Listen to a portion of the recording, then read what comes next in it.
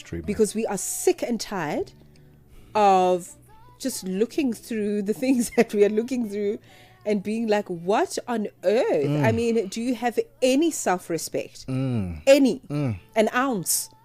A rice, a crispy worth of self-respect? All But the yes, more reason. Here we are. All the more reason why people need to take a read at Carol Banks' book. I want to read a definition by the late Dr. Miles Monroe, who defined leadership. I can't remember how long he had said he had spent years, almost 20 years, to get to this very definition of what leadership means to him. This is how he describes leadership: the capacity to influence others through inspiration, motivated by passion, generated by vision, produced by a conviction, ignited by a purpose. You look around and you ask the question, are there any leaders who embody those very things in your sphere, in your environment, in your community, in your country? Africa is often described as the continent of great promise, rich in natural resources and home to the world's youngest population. Yet, alongside that promise are pressing challenges: corruption, unemployment, poverty, and conflict. In her debut book, Ethical Leadership, Creating a Culture of Trust and Responsibility, Carol Banks asks one of the most urgent questions of our time: how can Africa truly work for its people?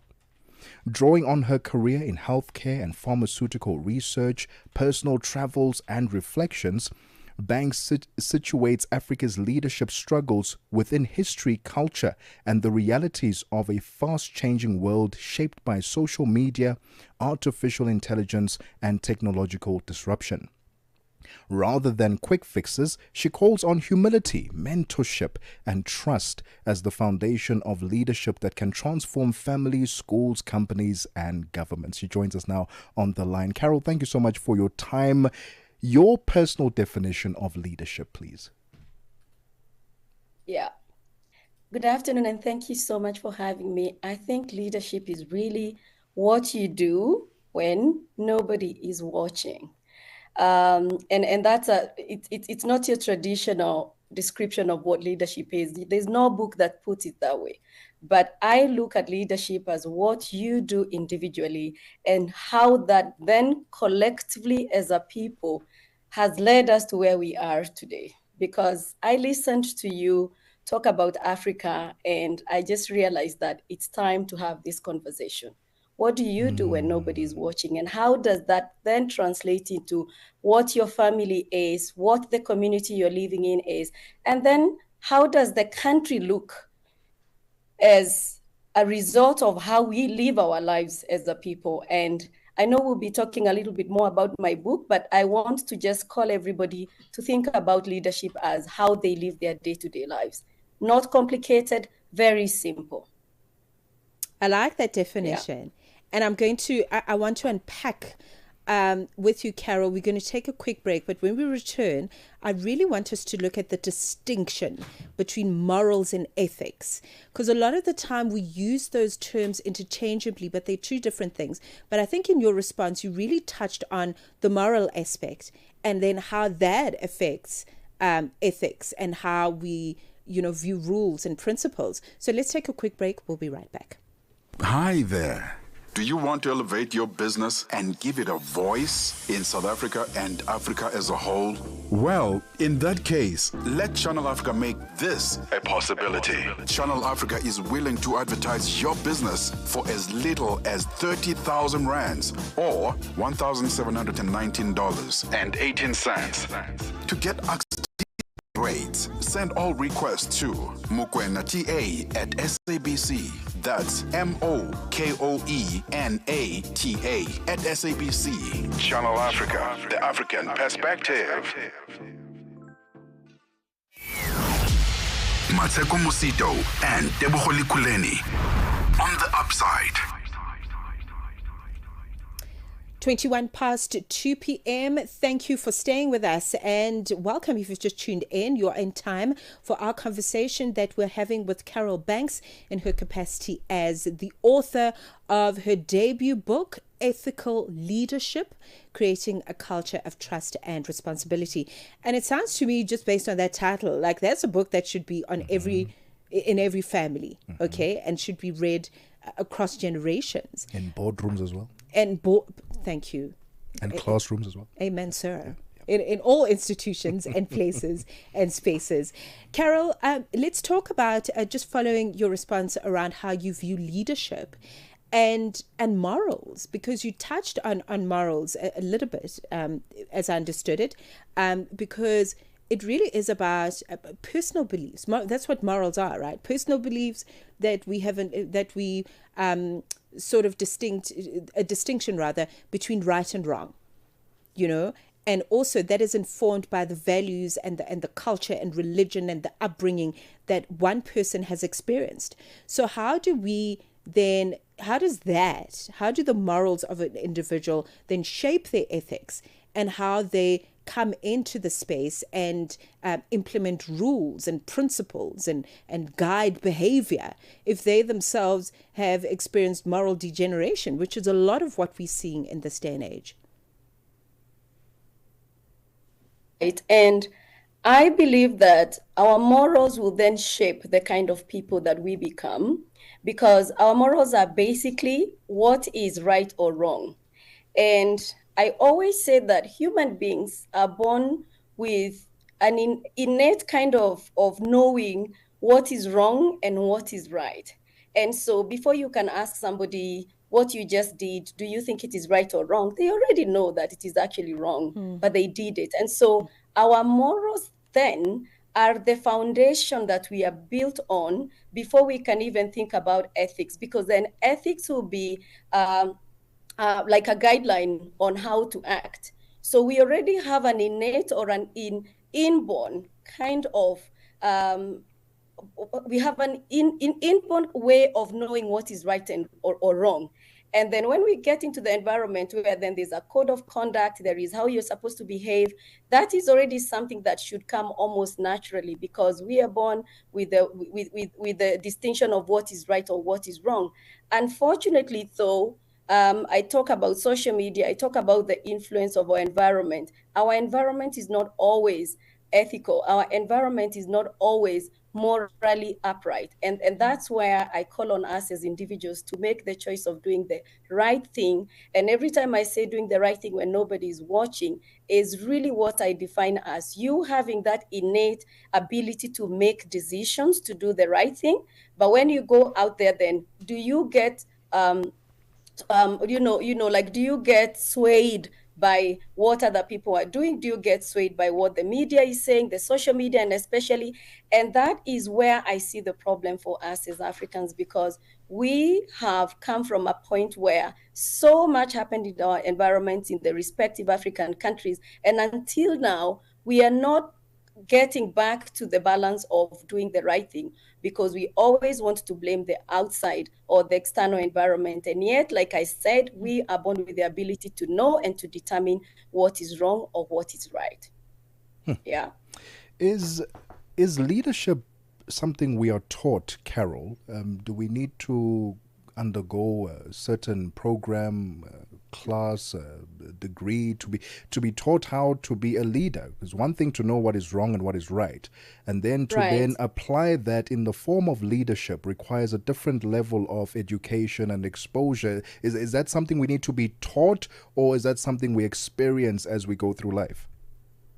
I think I would say both. And why do I say both? If it is about leading yourself, I believe that people have the ability and the capability to learn how to lead by themselves. But then you find that outside of the comfort zone of you being alone, when you go out there and then you have to lead a group of people, then there has to be guidelines on how that is going to be done. And if you look at organizations, different organizations have different ways that they want to lead. So I would say that you can learn to be a leader in your own entity and to lead yourself. And that then becomes easier to train you to lead other people. But you cannot be trained to lead people if you cannot lead yourself first. And that's the responsibility part about my book, that we have to, first of all, lead ourselves consciously before we can then think about leading other people. And building on that, I would say that when we collectively stand together and blame a leader, we need to, first of all, turn the camera back to ourselves and ask ourselves, for us to actually get this kind of a leader in position or in authority, what is the contribution from our end? Are we good leaders by ourselves, so that when we are then selecting leaders, it's a reflection of who we are? And that's why, for me, personal responsibility has always been something that I advocate for, even as we blame the leadership that we see. Turn the camera back to yourself and ask yourself, is my leader a reflection of who I am? Because we say that a leader is a reflection of the society, the community, or the country that elects them to a large extent. I'm not saying 100%, but I'm saying that to a large extent, the leadership we see is a reflection of who we are as a people. And that's why I keep talking about personal responsibility when it comes to leadership. Man, Carol, you just shut the front door right there. Because that you've actually led into what was going to be my next question around just the potentiality of our continent and the challenges that we're facing at continental level, leadership and government and that sort of thing. We're seeing a lot of corruption, which is leading to a lot of unemployment, and prospects are low. Where do we begin? You've obviously written a very profound book that is very necessary in several spaces, as we're mentioning. Actually, Tebogo mentioned schools, institutions, homes. We could literally have this book everywhere. But just talk to us, let's delve a little bit into the research of the book and, how you researched some of these subject matters, because leadership is very complex in its nature. And yes, I think, ideally we really just want to be moral human beings and then walk into spaces and lead, ethically. But there's so many other factors that influence the behavior of people and the way they lead. They've possibly had toxic leaders, and then they come into a space and then they become toxic. And then so it goes. And then the corruption just spreads in that manner. So talk to us, expand a little bit on the research of the book and just some of the profound writings and theories that you have found that have made it into the publication. I love that bit very, very much.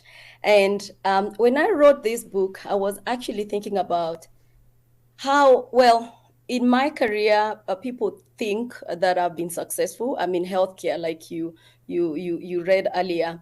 And looking at my journey, it's been a very, very long and winding journey to get to where I am today. And I thought maybe let me take a break, celebrate where I'm coming from, but also put something into context. A lot of people would ask me, how did you manage to get to where you are today? And I couldn't really tell that in maybe a sitting in an interview or even a small article. And so I thought, let me put it in writing. But then I realized I'm also very passionate about Africa. I love Africa so much. I think the only thing I love more than Africa are my children.